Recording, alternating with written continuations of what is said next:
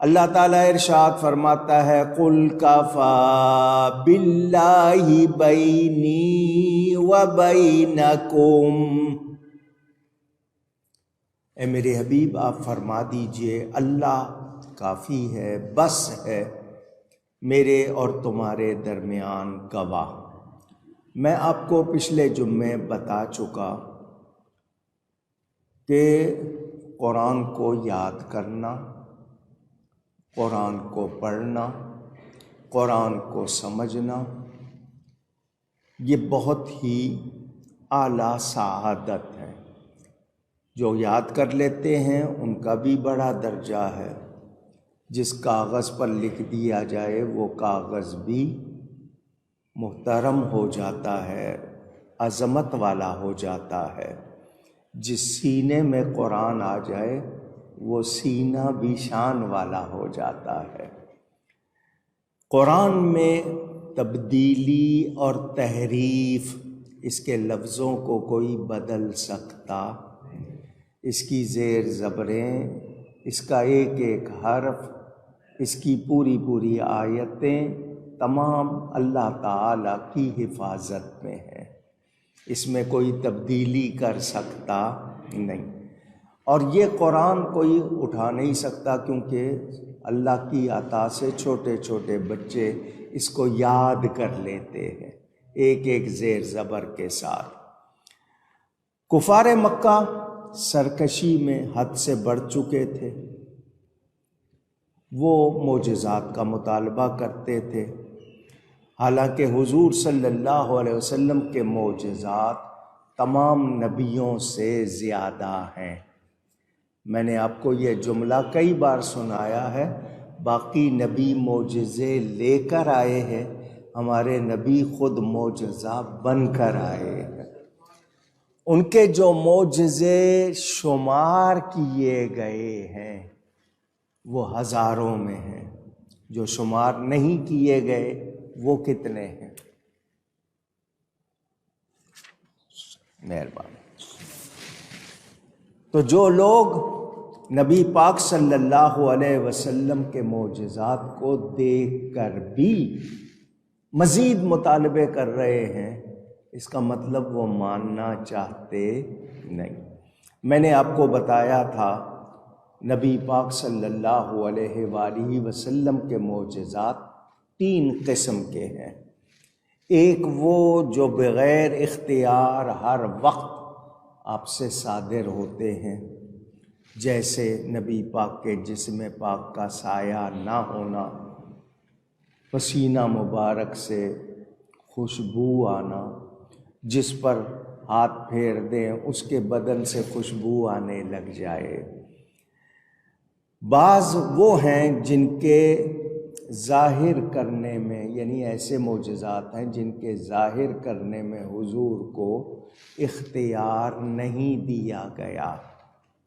کیسے؟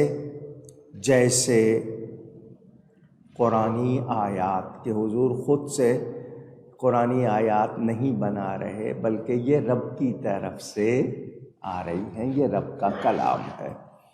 اور بعض وہ ہیں جو حضور کے اختیار سے صادر ہوئے، جیسے حضور نے پتھروں سے کلمہ پڑھوایا، چاند کے 2 ٹکڑے کیے، ڈوبے سورج کو لوٹایا۔ تو یہاں جو معجزات جو وہ مطالبہ کر رہے ہیں وہ دوسری قسم کے ہیں۔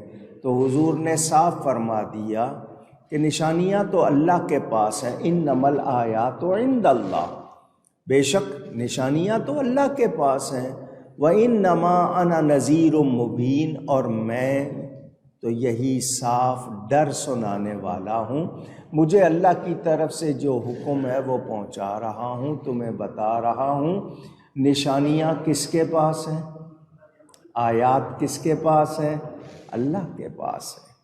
تو اللہ کو مانو، تمہیں ساری باتیں سمجھ آ جائیں گی، لیکن نہیں مانو گے تو اسی طرح اعتراض کرتے رہو گے، اور تمہارے اعتراض بتا رہے ہیں کہ تم ماننا چاہتے نہیں۔ میرے دوستوں اور بزرگوں، حضور صلی اللہ علیہ وسلم کا میں نے آپ کو بتایا سب سے بڑا معجزہ قرآن ہے۔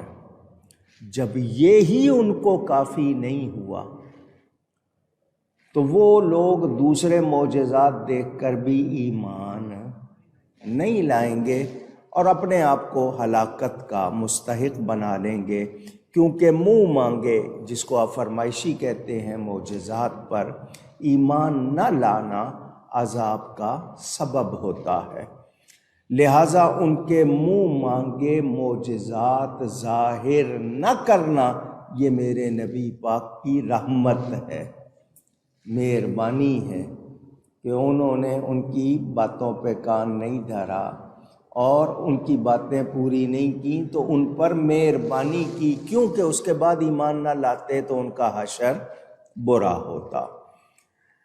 آج بھی اور قیامت آنے تک، آج بھی اور قیامت آنے تک نبی پاک کی رحمت ہی ہے جو ہمیں بچا رہی ہے۔ ہم پر پہلی امتوں کے طرح عذاب نہیں آ رہے، تو یہ مہربانی ہے میرے نبی پاک صلی اللہ علیہ وآلہ وسلم کی۔ پہلے نبیوں کے معجزات بیان کیے جاتے ہیں واقعات کی طرح، یا کوئی کہے کہ قصے کی طرح، کہانی کی طرح بیان کیے جاتے ہیں۔ وہ معجزات سچے ہیں جو قرآن میں بیان ہوئے، لیکن ان کا ذکر ہوتا ہے۔ مگر قرآن تو جیتا جاگتا معجزہ ہے، ہر وقت سامنے ہے۔ پڑھو اس کلام کو اور اندازہ کر لو کہ یہ رب تعالیٰ کا کلام ہے، اس کی خوبیاں، اس کے اندر جو گہرائی ہے، اس کو دیکھے تو آدمی حیران ہو جاتا ہے کہ یہ کیسا کلام ہے، یہ کسی بشر کا کلام نہیں ہے۔ دوسری بات یہ کہ یہ قیامت تک قرآن رہے گا، دیکھا جاتا رہے گا۔ اس پر ایمان نہ لانا بد نصیبی کے سوا کچھ نہیں۔ بد نصیبی کا مطلب کہ ان کے حصے میں نہیں ہے ماننا، وہ محروم ہیں، یہ بہت بڑی محرومی ہے۔ اب اگلی بات کہ قرآن صرف مومنوں کے لیے رحمت ہے۔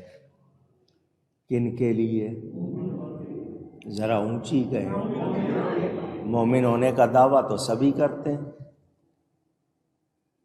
کون ہے؟ جس نے بھی کلمہ پڑھا وہ دعویٰ کر رہا ہے میں مومن ہوں، مگر رحمت کس کے لیے ہے؟ جو واقعی ایمان والا ہے، جو صحیح طرح ماننے والا ہے۔ اور آپ اچھی طرح جانتے ہیں بہت سے لوگ کلمہ پڑھتے ہیں مگر کلمہ پڑھ کے بھی وہ پورے مسلمان نہیں ہیں، وہ ایمان والے نہیں ہیں۔ تو میں نے آپ کو یہ بھی بتایا کہ نبی پاک صلی اللہ علیہ وسلم کا ارشاد کہ بہت سے لوگ قرآن پڑھیں گے، بہت اچھا کر کے پڑھیں گے، یعنی ان کی قرات، ان کی آواز جب تم سنو گے کہو گے کتنا اچھا پڑھ رہے ہیں، مگر وہ ان کے حلق سے نیچے نہیں اترے گا۔ یہاں سے پتہ چل گیا قرآن شفا، رحمت، ہدایت، نور ہے، مگر کس کے لیے؟ جس کے لبوں پر قرآن ہو، سینے میں مصطفیٰ کا فیضان ہو، ورنہ یہ قرآن صحیح سمجھ میں نہیں آتا۔ کتنے لوگ ہیں، قرآن خود کہہ رہا ہے یضل بہ کثیرا ویہدی بہ کثیرا، اس سے بہت سے لوگ گمراہ بھی ہوتے ہیں، غلط ترجمہ کریں گے، غلط مفہوم بیان کریں گے، تو نتیجہ کیا نکلے گا؟ وہ ہدایت اور رحمت پا سکتے نہیں۔ میرے دوستوں اور بزرگوں، نبی پاک رؤوف و رحیم ہیں، کس کے لیے؟ مومنوں کے لیے۔ رحمت للعالمین ہے، فائدہ کون اٹھا رہے ہیں؟ ایمان والے۔ تو جب تک ہم سچے مومن نہیں بنیں گے، قرآن سے ہم رحمت اور ہدایت، نصیحت، شفا نہیں پا سکتے۔